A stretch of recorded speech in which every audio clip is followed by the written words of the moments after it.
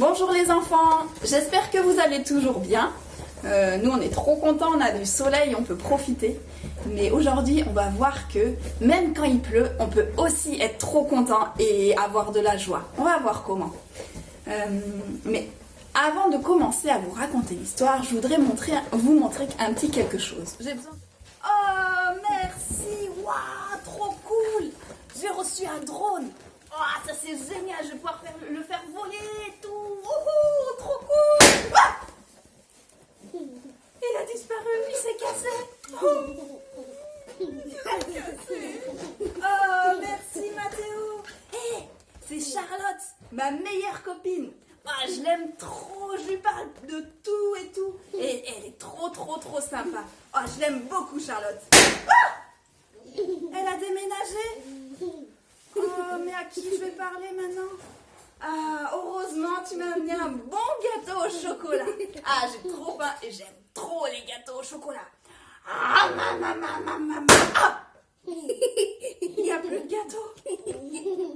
Oh, mais tout ça, ça disparaît trop vite. Ah, merci.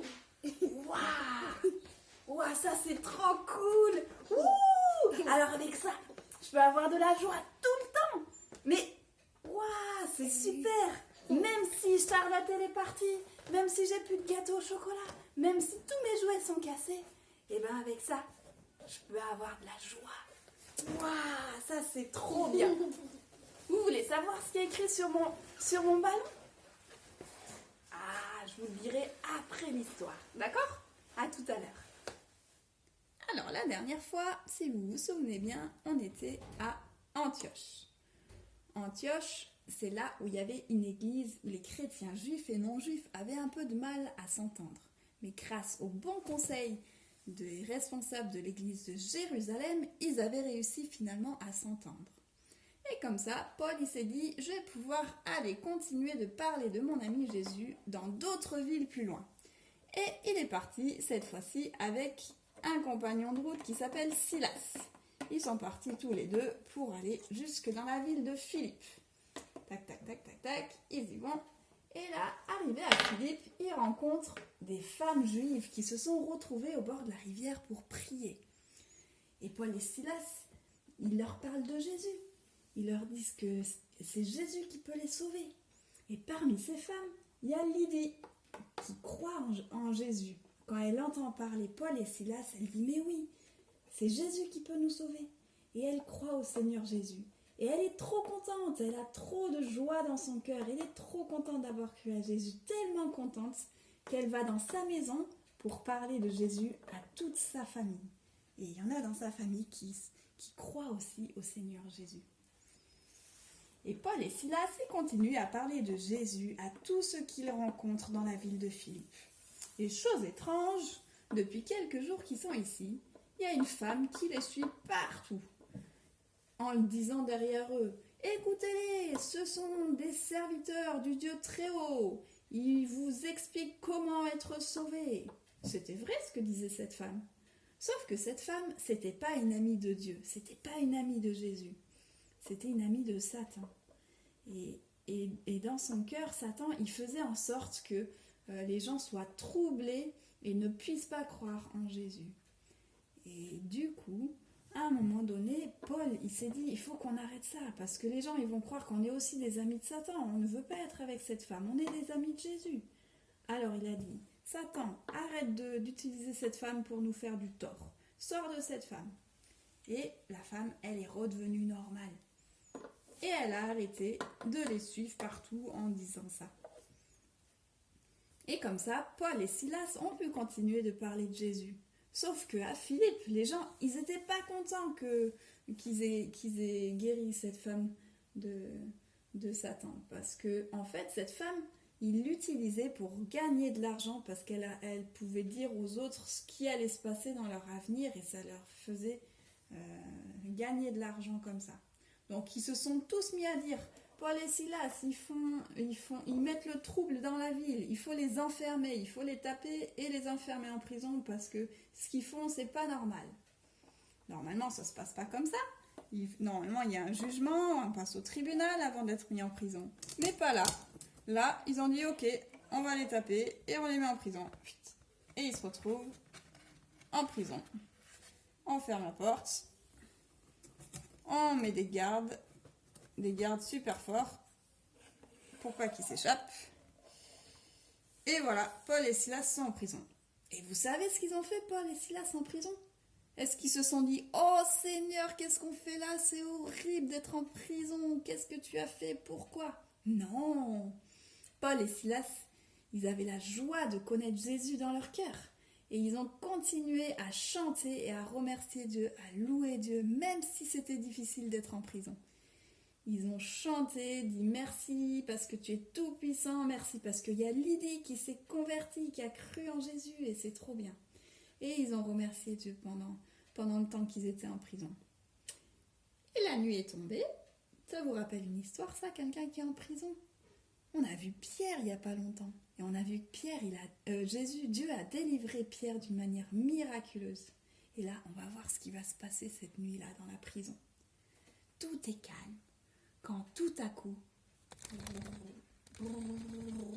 tremblement de terre, toutes les portes de la prison s'ouvrent. Oh là là là là là là, ça a tremblé dans tous les sens. Et tout s'est ouvert. Oh, mais alors tous les prisonniers peuvent s'échapper. Le gardien il dit quoi? Oh là là, mais ils ont dû tous partir les prisonniers, vu que c'est tout ouvert. Oh là là, je veux pas annoncer ça au roi. Je préfère me tuer plutôt que d'annoncer ça au roi. Et il prend son épée, il allait se tuer. Quand Paul il a vu ça de loin, il a dit non, arrête tout de suite, fais pas ça, il faut pas que tu meurs. Alors il dit mais vous êtes encore là vous êtes pas échappés? Il dit ben non, on est tous là, regarde. Il dit ah vous êtes tous là, mais pourquoi vous n'êtes pas échappés? Pourquoi vous n'êtes pas sortis? Tout était ouvert. Il dit mais parce qu'il fallait qu'on te parle aussi de Jésus. Celui qui fait qu'on est en joie même en prison. Celui qui fait des grands miracles. Il dit waouh, mais c'est énorme. Moi aussi je veux connaître votre Dieu qui vous donne de la joie même en prison. Qui ouvre les portes pour que vous puissiez sortir. Et c'est comme ça qu'il leur parle de Jésus. Et le gardien de prison, il croit au Seigneur Jésus. Et il veut aussi parler de ça à toute sa famille. Et il commence par aussi soigner Silas et Paul parce qu'ils étaient blessés de tous les coups qu'ils ont reçus quand ils se sont fait taper par les gens de Philippe. Et donc il les soigne. Et comme ça, il y a plusieurs de sa maison qui vont pouvoir croire en Jésus à travers ce gardien de prison. Et donc comme ça, ils se remettent dans la prison parce qu'ils n'ont pas le droit de sortir, hein, même si ça s'est ouvert. Et ils attendent le matin. Et quand le roi il apprend ça, il dit mais on va les faire sortir discrètement, comme ça fera pas de problème dans la ville et puis on va pas parler de cette histoire, on va tout faire ça caché. Et Paul et Silas se disent non, ça va pas se passer comme ça. Si on sort, les gens ils vont croire qu'on est des malfaiteurs, qu'on est des prisonniers évadés. Nous on veut pas ça, hein. On veut que les gens ils sachent qu'on n'a rien fait de mal. Donc on veut pas sortir tant que c'est pas le roi qui vient nous chercher et qui dise à tout le monde qu'on n'a rien fait de mal.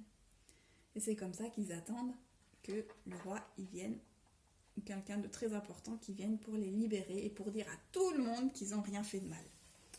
Et c'est ce qui s'est passé. Comme ça, Paul et Silas ont pu continuer de parler de Jésus sans se faire passer pour des malfaiteurs. Et avant de partir de la ville de Philippe, ils sont retournés voir Lydie dans sa maison pour l'encourager encore parce que elle venait juste de croire en Jésus et elle avait besoin encore d'apprendre plein de choses sur Jésus. Mais voilà, il voulait encore l'encourager et lui dire, tu sais, ça sera peut-être difficile des fois parce que les gens, souvent, ils n'aiment pas quand on croit en Jésus. Mais t'en fais pas, Jésus, il sera toujours là avec toi et c'est lui qui va t'apporter la joie. Et c'est comme ça que Paul et Silas ont pu continuer leur chemin vers de nouvelles aventures. Alors mon ballon, maintenant vous savez ce qui est écrit dessus? Non. C'est écrit joie de connaître Jésus. Et ça c'est trop cool. Parce que même si on est en prison, même si c'est dur, même si on est dans un confinement, eh ben on a la joie de connaître Jésus et c'est pour toujours. Et ça c'est trop bien. Allez, je vous souhaite une bonne semaine Et on peut remercier Dieu parce qu'il nous donne la joie de le connaître. Allez, bonne semaine. Salut!